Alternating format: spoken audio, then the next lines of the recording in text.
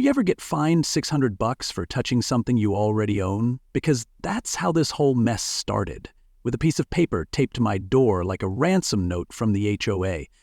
It was a Monday, naturally, and I'd just finished inflating my fishing boat to spend a quiet morning on Lake Cypress. Peaceful, right? Wrong. The violation letter read like it had been written by someone who ran a dictatorship disguised as a gardening club. Unauthorized use of HOA property, $600, 0 cents fine. Apparently, I was in violation for tying my own boat to my own dock. Let that sink in. My name's Clay Morrison, and I bought this cabin for the same reason most folks over 40 buy anything with wood paneling and a lake view: peace and quiet. What I got instead was a showdown with a woman who believed suburban bylaws were gospel and that she was its high priestess. This wasn't some minor dispute over paint colors or mailbox heights. No, this was the opening salvo in a full-blown turf war dressed up in khakis and clipboard authority. A neighborhood drama so strange it could have been a rejected reality show pitch, Real Dictators of Harmony Heights.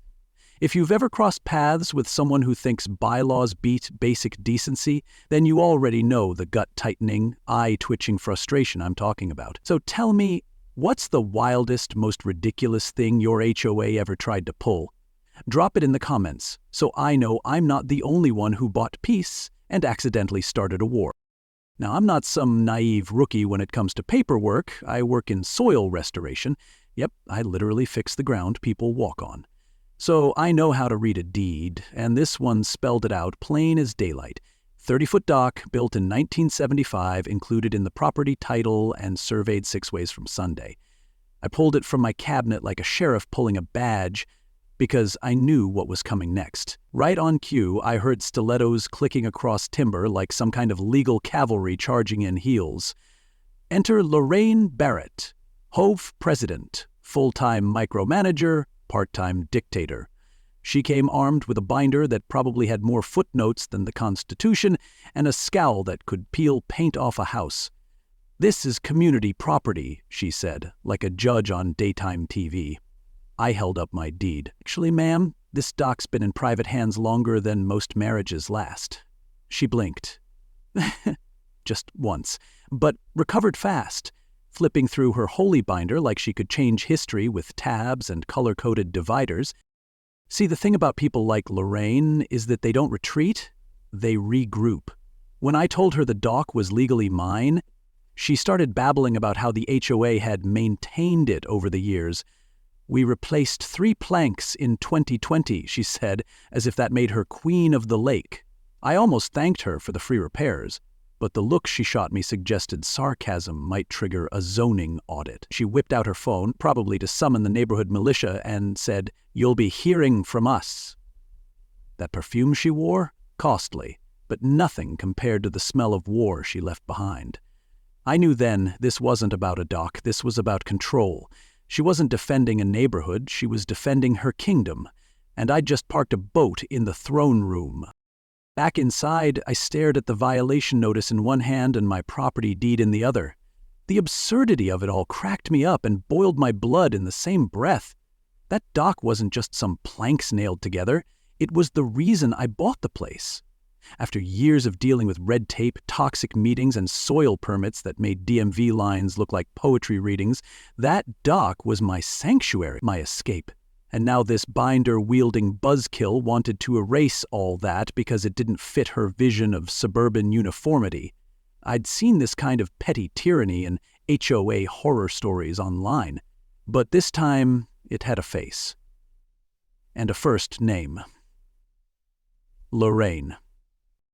I called my buddy Donnie later that night, told him what happened. He let out a long, tired whistle like I'd just told him I'd bought a haunted timeshare. "Man," he said, "you messed with the queen bee.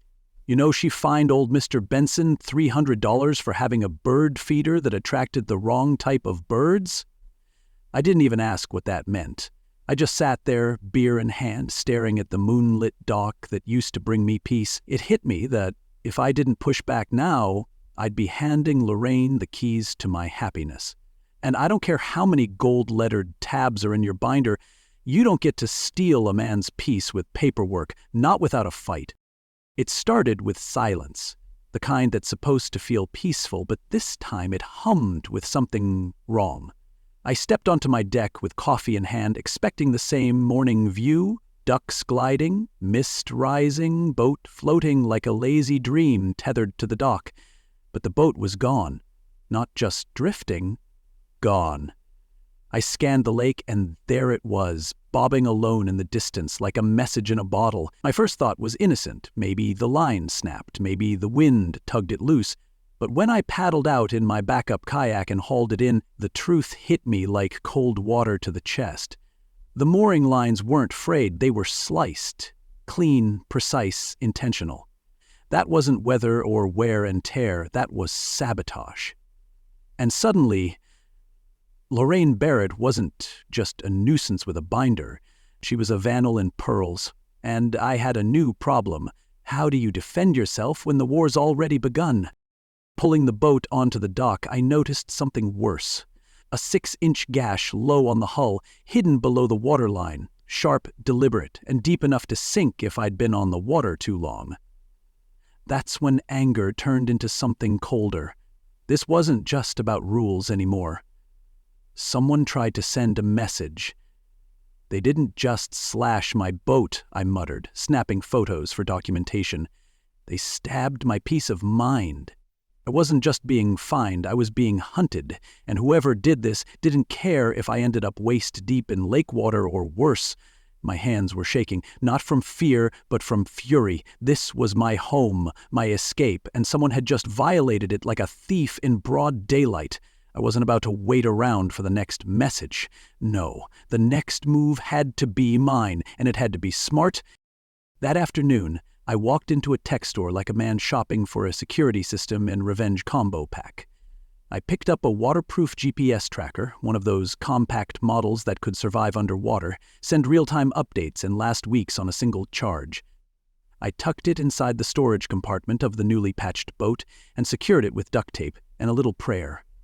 If they touched my property again, I'd have timestamps, coordinates, even breadcrumbs across the lake. This wasn't paranoia. It was preparation. The kind of thing you do when your peaceful retreat turns into a chessboard and your opponent thinks she's playing alone. I hadn't dealt my card yet, but the queen on the other side was already overreaching, and I'd planned to make every move count. Because once someone plays dirty, the rules change whether you like it or not. Still, I knew I needed perspective. Someone who didn't live 3 doors down or spend their weekends complaining about mailbox paint. So I called Troy Hammond, my old college roommate. He used to pull pranks with duct tape and energy drinks. Now he's a corporate investigator who eats lawsuits for breakfast. "Clay," he said after I explained the situation, "you're not in a property dispute. You're in a low-level psychological war. This is what happens when people get a little power and no oversight. They push until someone pushes back. You documenting everything?" I told him about the photos, the GPS, the deed. He chuckled.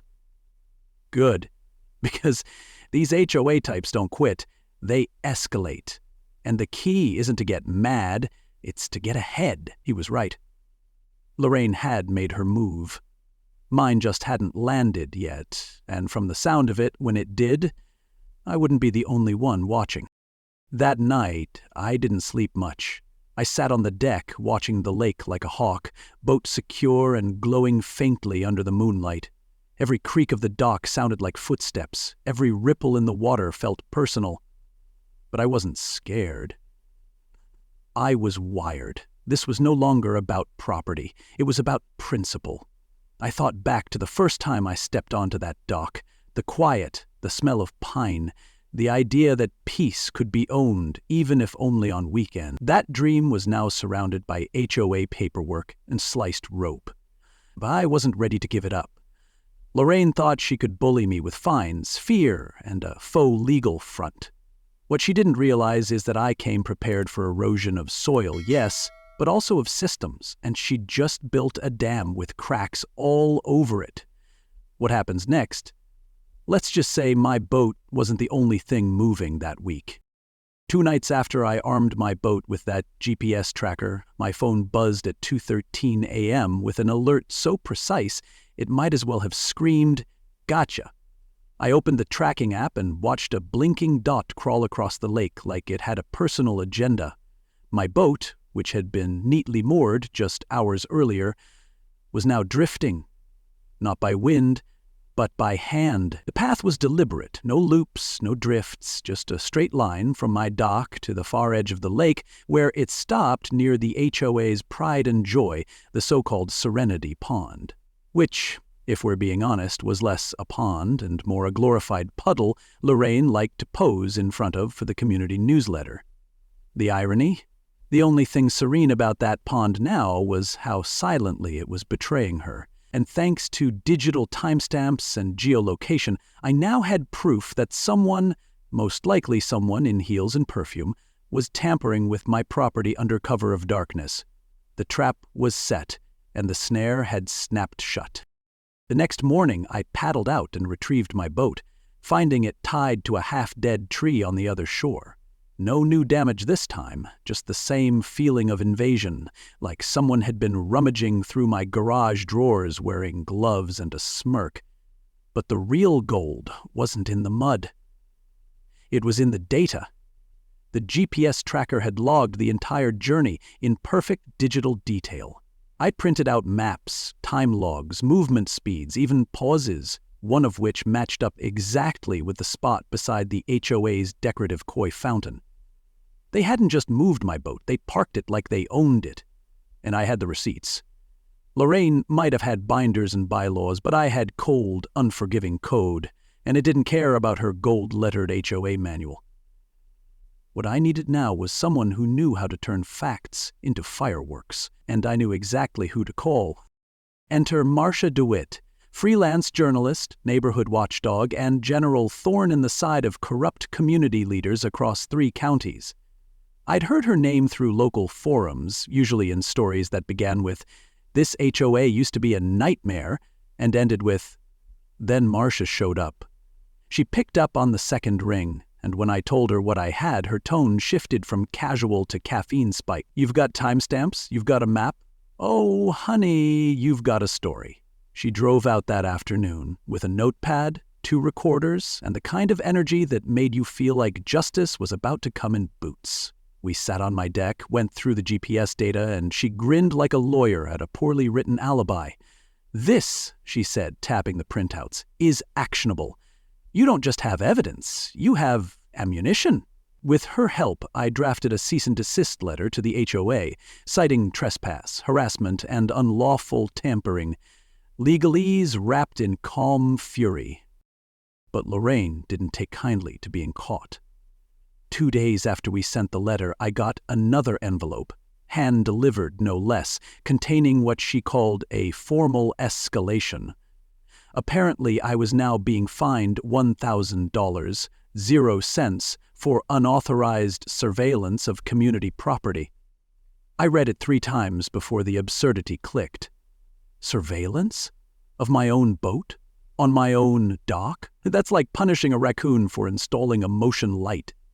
The letter was stuffed with impressive-sounding phrases like privacy violation, intentional distress, and my personal favorite, electronic misconduct, which sounded like something a hacker in a leather trench coat might do, not a guy trying to catch HOA pirates with a tracker from Best Buy.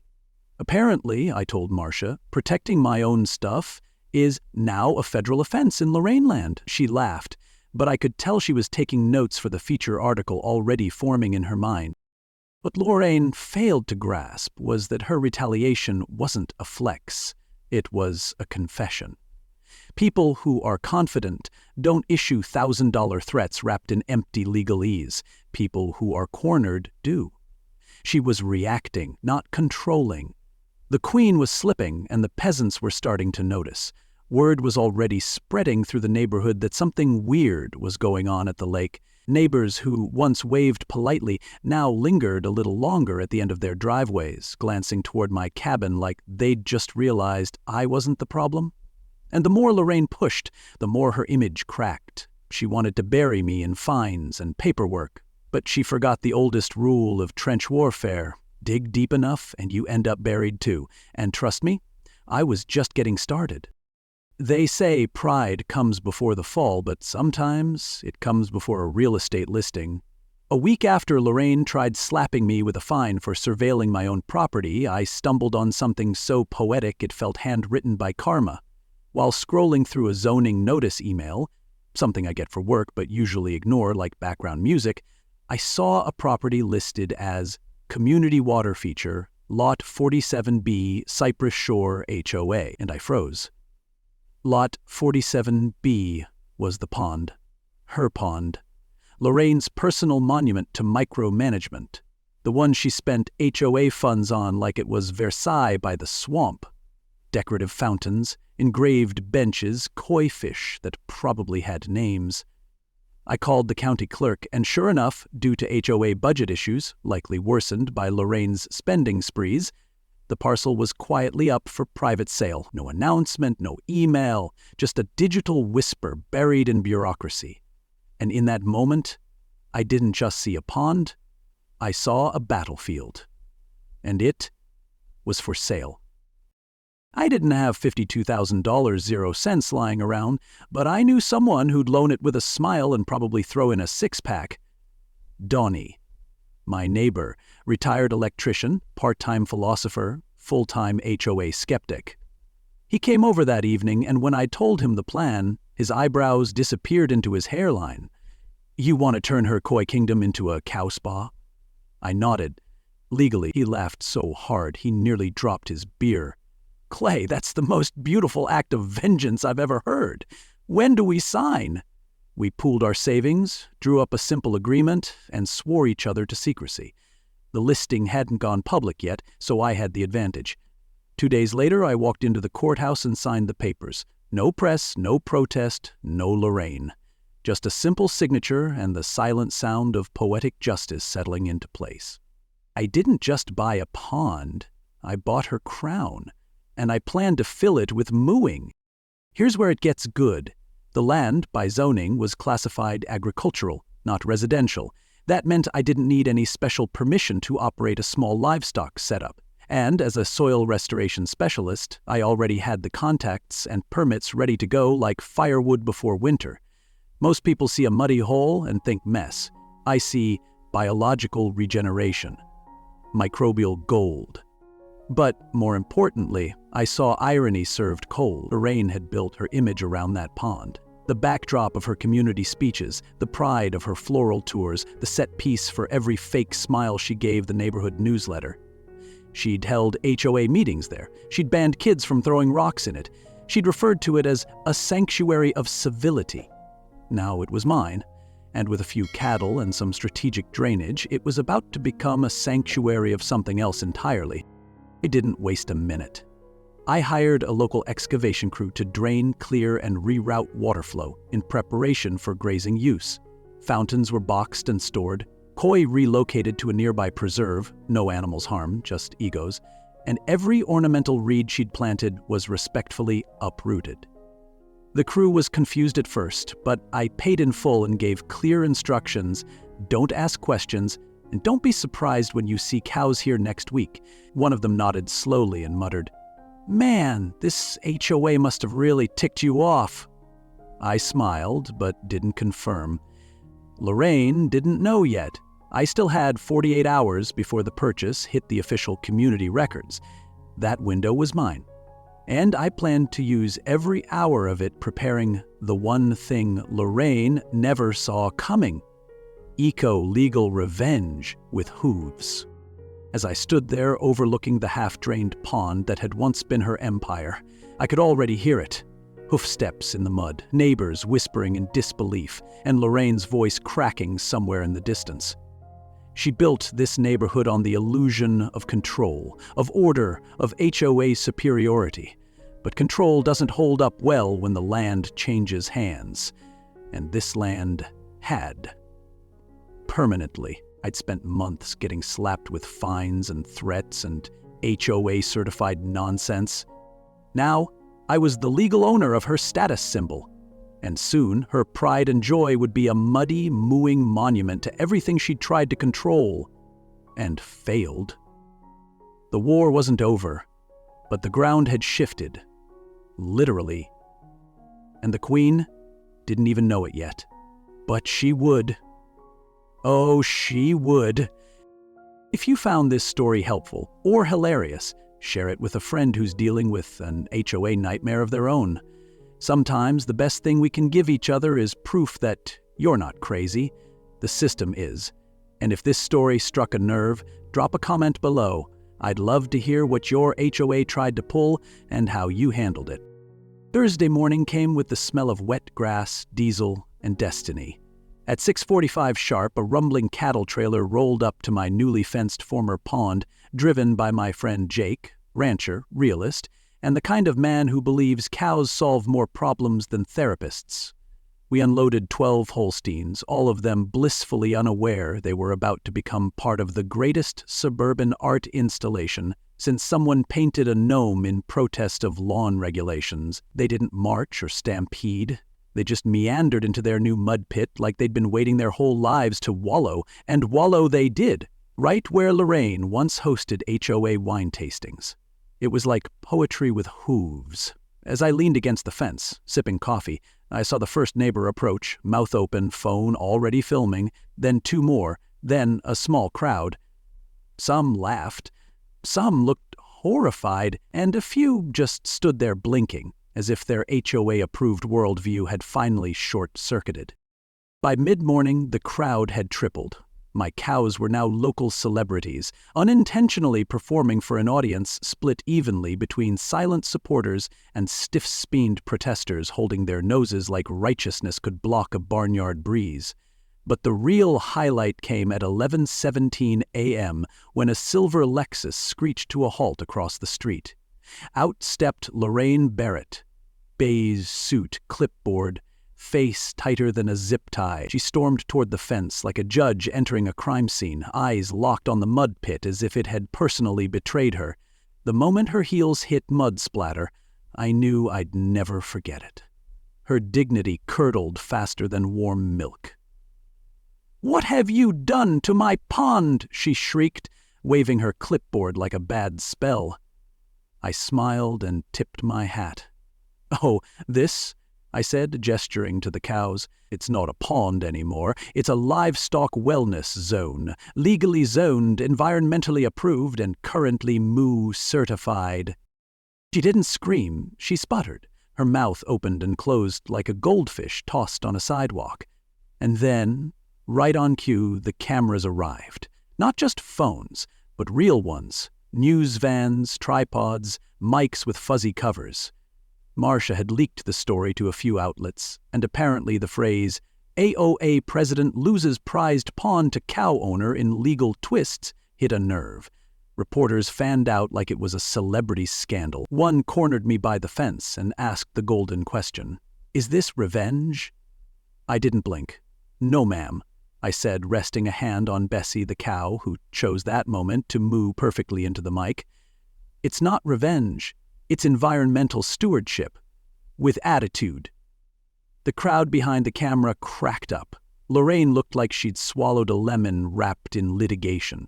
And just like that, the story had legs and hooves. By the next morning, my cows had been seen by more people than the HOA newsletter ever reached. The local paper ran a headline that read, "Mud, Manure, and Municipal Mayhem," with a full-page photo of Bessie licking the lens. The internet did what it always does, turned it into a circus. Memes popped up. Someone dubbed a cow moo over one of Lorraine's protest speeches. And speaking of protests, Lorraine tried rallying her troops that weekend. She showed up with 5 neighbors, hand-painted signs, and enough dramatic flair to audition for community theater. One sign read, "Respect our community." Another just said, "No cows." They stood awkwardly across from the mud pit, swatting flies and faking moral outrage. Meanwhile, a family of 4 from the next town over showed up with popcorn and lawn chairs to watch. One of the cows mooed, and 2 protesters flinched. It was less protest, more performance art. There's a strange satisfaction that comes from seeing someone choke on their own rules. Lorraine built her image on control, on polished appearances and cold enforcement. But now? Her HOA meeting felt more like a PTA fight outside a zoo. The more she screamed, the sillier she looked, and the cameras kept rolling. I didn't say much. I just stood beside my fence, let the cows do the talking, and waved when tourists honked on their way by. And if you found this story helpful or hilarious, share it with a friend who's ever had to deal with HOA madness. Trust me, nothing brings people together like a well-timed moo. And hey, drop a comment and let me know. What's the wildest thing your HOA ever tried to pull? I bet I'm not the only one who decided to fight back, farm style. It's funny how quiet a neighborhood gets when the smell of manure dies down and the scent of scandal takes its place. The cows had done their part, and now it was time for the paperwork to moo a little louder. While Lorraine stood on sidewalks holding protest signs like a drama club trying to win an Oscar, Marcia had been busy doing what Lorraine never imagined someone would dare: following the money. And as it turns out, money leaves a trail, especially when it's been misspent on spa weekends, shell companies, and dinners charged to the HOA budget under community relations. Marcia had cross-referenced meeting minutes, account transfers, and receipts so ridiculous they could have passed for satire. My personal favorite? A $5,000 0 cents leadership retreat that was really a golf weekend with Lorraine's husband and a masseuse named Crystal. You can't make that up, but Lorraine did, and billed it to the block. Marcia came to my porch one evening holding a folder that looked thicker than Lorraine's bylaws. "She's cooked the books," she said, flipping to a spreadsheet. "But she used a microwave. Everything's half done and full of fingerprints. There were invoices from a law firm that didn't exist, meal receipts for stakeholder dinners with only one person listed, Lorraine, and nearly $3,000 0 cents in charges labeled Beautification Initiative that turned out to be from a boutique spa 3 towns over." "She weaponized spreadsheets," I said, scanning the evidence. "But I brought receipts." And that's when it hit me. We weren't just embarrassing her anymore. We were cornering her. No cows, no mud, just numbers. And numbers don't blush, don't stutter, and don't lie. The next HOA meeting felt less like community business and more like a courtroom with folding chairs. 40 residents showed up, double the usual, and every single one of them had heard whispers about the financial irregularities. Lorraine walked in last, wearing her signature beige and carrying that binder like a riot shield. Her smile looked spray-painted on. "I want to address the rumors," she said, voice wobbling slightly. "As your elected president, I take fiscal responsibility very seriously." That's when I stood up. No theatrics, just a man holding a folder full of answers. "Then let's get serious," I said, stepping to the front. "Can you explain the $15,000 0 cents paid to a law firm that's never heard of us?" The silence that followed was so heavy you could have fertilized a field with it. I laid it all out, page by page. Resort charges labeled as conferences, beauty spa days under community development, a shell company registered in her maiden name, funneling HOA funds through a bogus contractor. She tried to interrupt, but the more she spoke, the more she unraveled. "This is a conspiracy," she snapped, cheeks blotchy, voice cracking like a frozen hose. "This is personal." She was right about one thing. It was personal, because stealing from your neighbors isn't just financial fraud. It's a betrayal. And watching her flail was like seeing a magician realize her final trick just exposed the wires. One neighbor shouted, "Where's the money, Lorraine?" Another called for a vote. The board took it right there, 39-2. One abstained. The other was Lorraine's husband. She stormed out, binder clenched like a life vest, shouting something about lawsuits and defamation. But there was no dignity in that exit, just a puff of old power vanishing like steam off a pond. The room didn't cheer, it exhaled. People hugged, shook hands, even laughed nervously, and I just stood there, stunned not by the wind, but by how simple it had been in the end. Not cows, not cameras, just truth. If you've ever dealt with someone like Lorraine, someone who hides behind rules while breaking the real ones, then you know the feeling. So if this story hit home, share it with a friend who's living through their own HOA horror show. and leave a comment below. Because when we shine a light on petty power, it doesn't just expose, it transforms. And trust me, the story's not over yet. I didn't plan to become a symbol of environmental restoration, just like I didn't plan to fight an HOA queen with cows.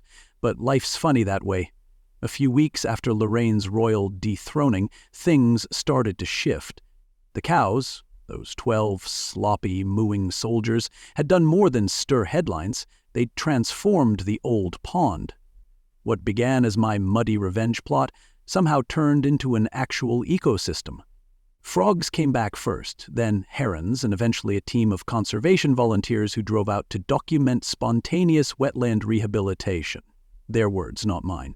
One of them looked around the pasture and said, "This is textbook regenerative land use."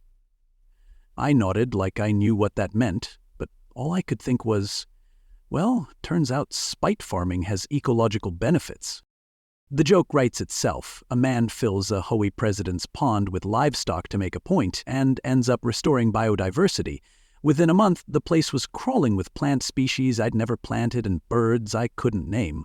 Someone from a local university showed up, took water samples, and confirmed that the soil and water retention had improved dramatically. They called it unintentional restoration, which sounds about right, like tripping into a Nobel Prize. Meanwhile, neighbors who used to avoid each other like expired leftovers were now chatting over the fence, sharing stories of the HOA's past absurdities, and get this, bringing their grandkids over to see the famous cows.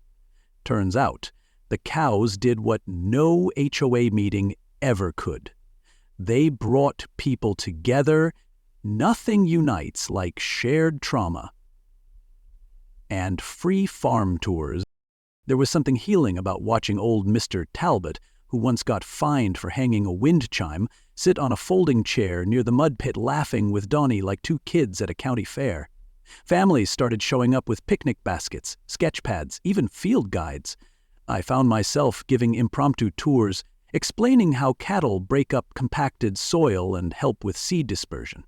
I didn't sugarcoat the origin story. I told them how this all started, with a fine, a duck, and a woman with too many rules and not enough sense. People didn't just laugh, they nodded, because they'd lived it too.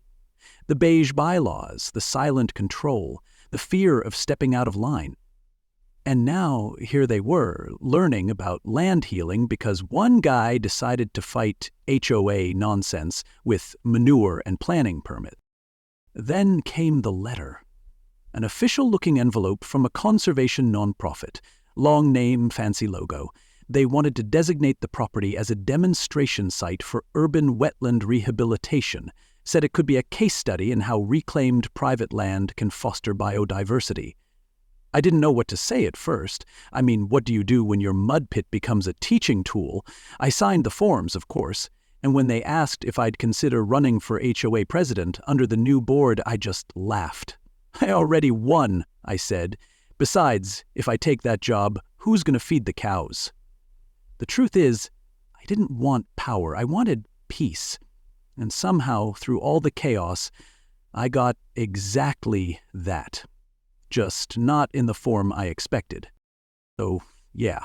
What started as a one-man stand against petty authority turned into a muddy beacon of redemption. The land healed, the people connected, and the cows, well, they just kept being cows. Turns out nature's better than beige bylaws. And if this story gave you even 1 ounce of hope or 1 laugh in the face of ridiculous rules, do me a favor, send it to someone who needs it. Maybe they're in the middle of their own HOA mess. Maybe they just need to know that mud can be more powerful than meetings. And if you've got a wild HOA story of your own, something bizarre, petty, or just plain unbelievable, leave it in the comments. Because, believe me, you're not alone, and you never know when your revenge might accidentally turn into a restoration project. I always figured my lake cabin would be the backdrop for quiet mornings, maybe the occasional fish fry. Not a wedding, but life's got a sense of humor, and apparently so does karma. Donnie, my neighbor and co-conspirator in Operation Moo Down, pulled me aside one afternoon with a goofy grin and a question I didn't see coming. "Clay," he said, I'm marrying Linda.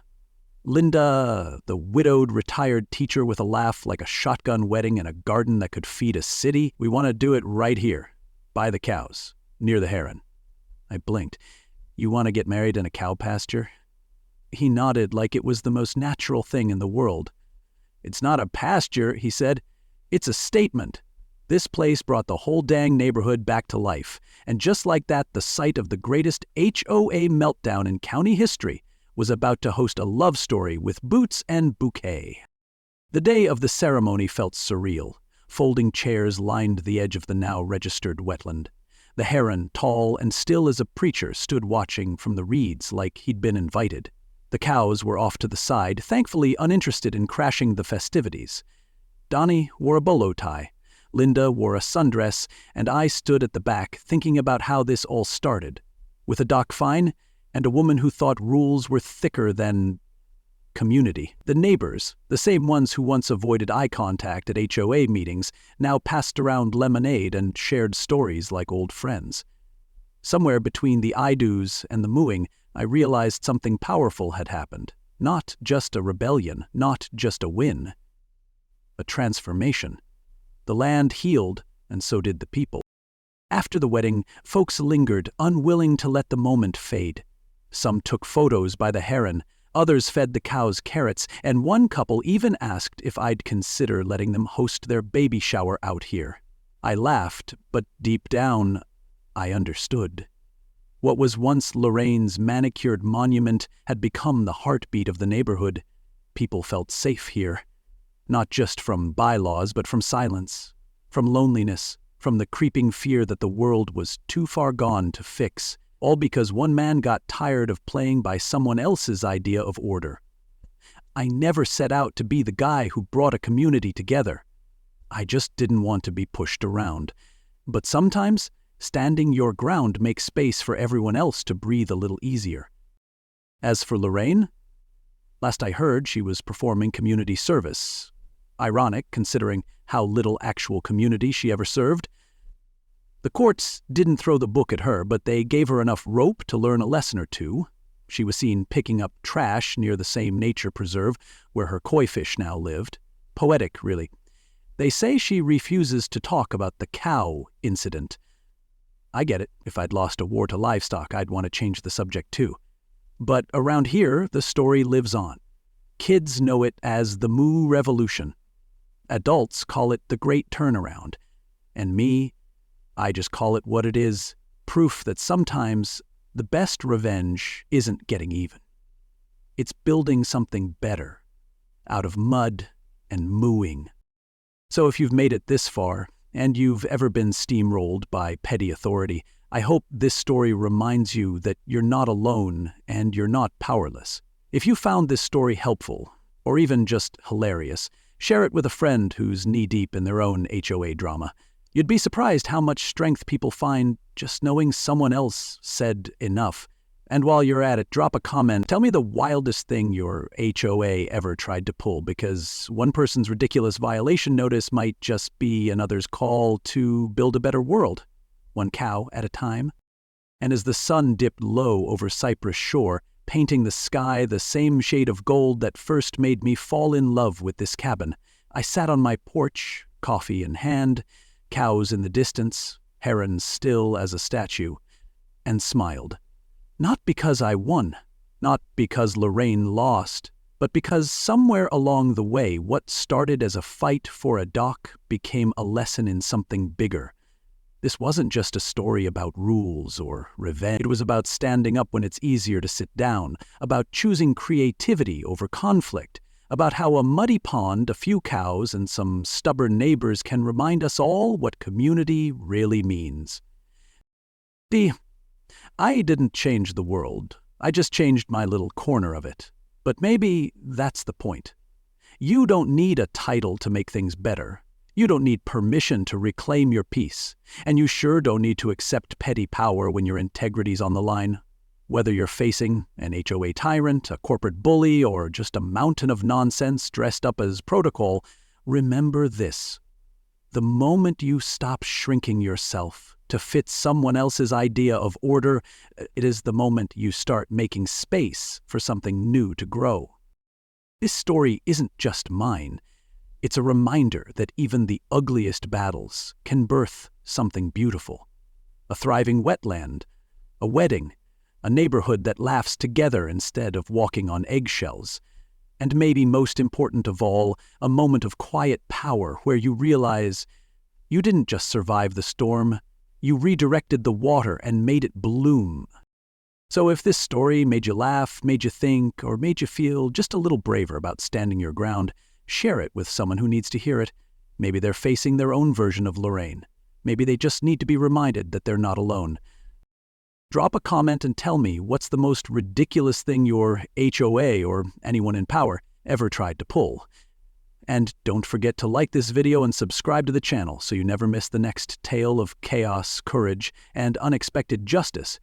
Because around here, we don't just tell stories, we grow something better out of them.